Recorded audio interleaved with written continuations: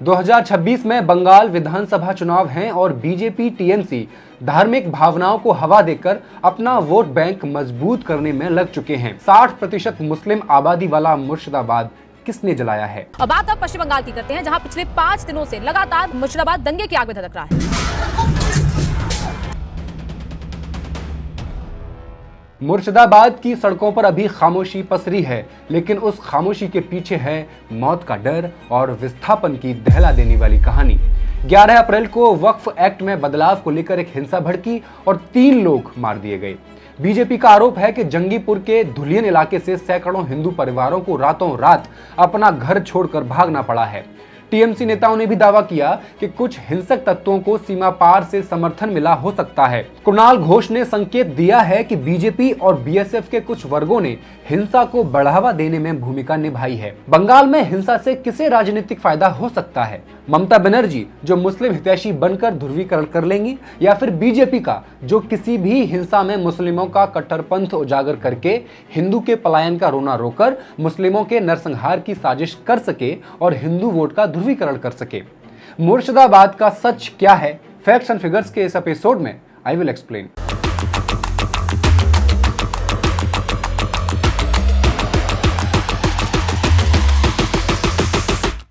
नमस्कार, मैं हेमंत और आप मॉलिटिक्स देख रहे हैं। मुर्शिदाबाद के जंगीपुर सब डिवीजन से लेकर कोलकाता तक इंटरनेट सेवाएं बंद हैं। धारा 144 लागू कर दी गई है, लेकिन इसके बावजूद भीड़ पब्लिक प्रॉपर्टी को निशाना बना रही है। हिंसा की शुरुआत 8 अप्रैल से हुई थी, जो अब तक कई जिलों में फैल चुकी है। सच कहा जाए तो बंगाल पिछले कुछ समय से एक सांप्रदायिक उबाल वाला राज्य बन चुका है, जहां टीएमसी और बीजेपी दोनों ही पार्टियां वोट बैंक की राजनीति में धर्म की चिंगारी को हवा देती रही हैं। मुर्शिदाबाद पहले से ही एक संवेदनशील जिला रहा है। सीएए के विरोध में 6 साल पहले यहीं से हिंसा भड़की थी।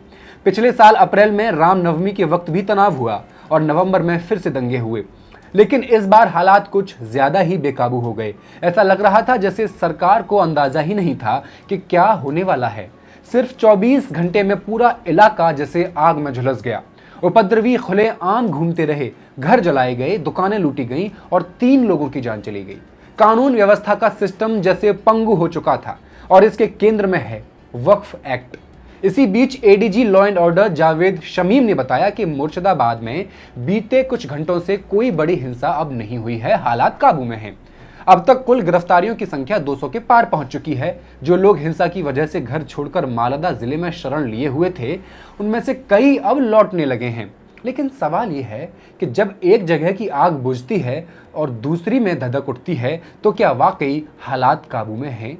जहां एक तरफ मुर्शिदाबाद में पिछले 36 घंटों से कोई बड़ी घटना नहीं हुई थी और जिला धीरे धीरे सामान्य होता दिख रहा था, वहीं दूसरी तरफ सोमवार यानी 14 अप्रैल 2025 को दक्षिण 24 परगना के भांगड़ में अचानक हालात फिर बिगड़ गए। भांगड़ की सड़कों पर फिर से आग, पत्थर और भगदड़ लौट आई। ऐसा लगा जैसे हिंसा सिर्फ इलाके बदल रही है, मकसद नहीं। भांगड़ में जो आग भड़की वो महज गुस्से की नहीं, सियासत की भी थी। इस बार विरोध की कमान संभाली थी इंडियन सेक्युलर फ्रंट के नेता और विधायक नौशाद सिद्दीकी ने। उन्होंने जिस जनसभा का आह्वान किया था वो देखते ही देखते उग्र भीड़ में बदल गई। सोनपुर बाजार इलाके में पुलिस पर हमला कर दिया गया। पुलिस की 5 बाइकें जला दी गईं। एक जेल वैन पर हमला हुआ और कई पुलिसकर्मी घायल हो गए, कुछ पत्थरों से, कुछ लाठियों से। यह हमला सिर्फ गाड़ियों पर नहीं था, बल्कि कानून के इकबाल पर था। शुभेंदु अधिकारी ने दावा किया धुलियन से 400 से ज्यादा हिंदू गंगा पार कर मालदा के वैष्णव नगर के एक स्कूल में छुपे हुए हैं। और फिर जो लाइन उन्होंने कही वो जैसे पूरे बंगाल के सियासी पटल पर गूंज गई। ये बंगाल में धार्मिक प्रताड़ना की असली तस्वीर है और उसके पीछे है टीएमसी की तुष्टीकरण की राजनीति। अब ये संख्या 400 है या कम? इसके जवाब में एडीजी जावेद शमीम ने कहा करीब 100 से 200 लोग नदी पार करके मालदा जिले के वैष्णव नगर के एक स्कूल में शरण लिए हुए हैं, जो धीरे धीरे वापस लौट रहे हैं। लेकिन बीजेपी का कहना है कि यह संख्या 400 से भी ज्यादा है और ये सभी लोग मुर्शिदाबाद से जान बचाकर भागे हैं। सोमवार को राज्य बीजेपी अध्यक्ष सुकांत मजूमदार ने खुद एक राहत शिविर का दौरा किया। वहां मौजूद महिलाओं ने बताया कि उनके घरों को आग लगा दी गई, सामान लूट लिया गया और उन्हें जान बचाकर भागना पड़ा।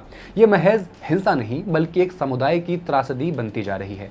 एडीजी जावेद शमीम ने कहा, पिछले 15 दिनों में राज्य में कई आयोजन हुए और सभी त्योहार शांतिपूर्वक मने, लेकिन शुक्रवार और शनिवार यानी 11 और 12 अप्रैल को जिस पैमाने पर लोग सड़कों पर उतरे और जिस तरह एक साथ कई जगहों पर विरोध शुरू हुआ, शायद पुलिस हर जगह उतनी ही ताकत से नहीं पहुंच सकी।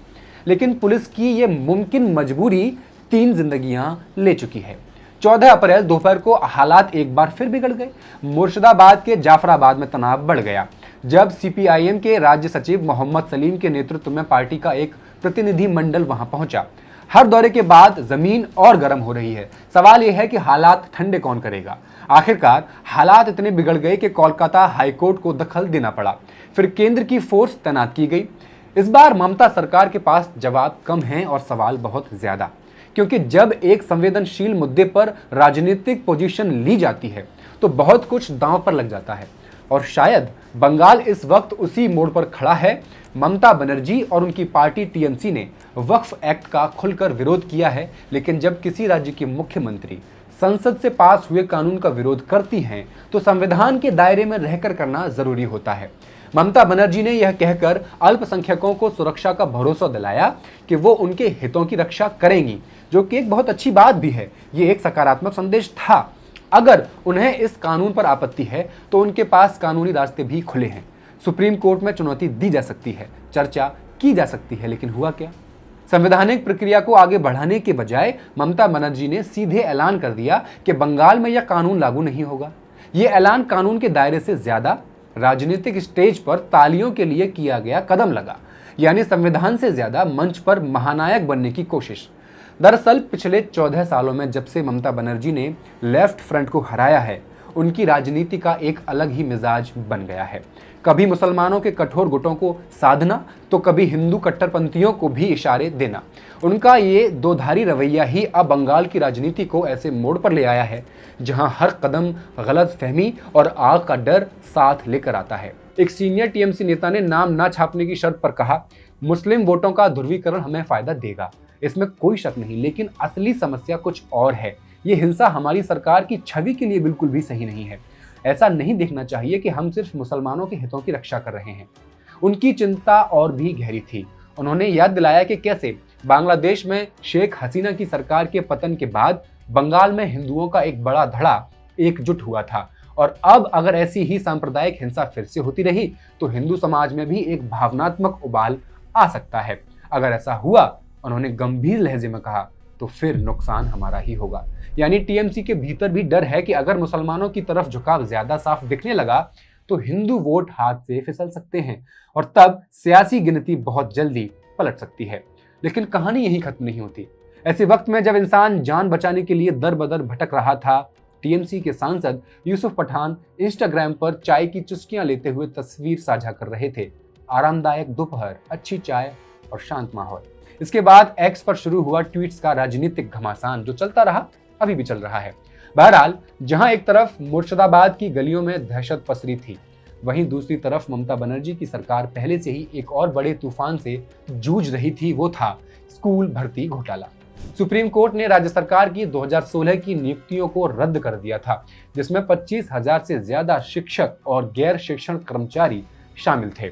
ये फैसला टीएमसी की छवि पर सीधा हमला था। इस घटना के बाद टीएमसी और विपक्षी बीजेपी ने एक दूसरे पर आरोप प्रत्यारोप भी लगाए। दोनों दलों ने दावा किया कि हिंसा में शामिल लोग स्थानीय नहीं थे और बाहरी तत्वों ने इसे भड़काया।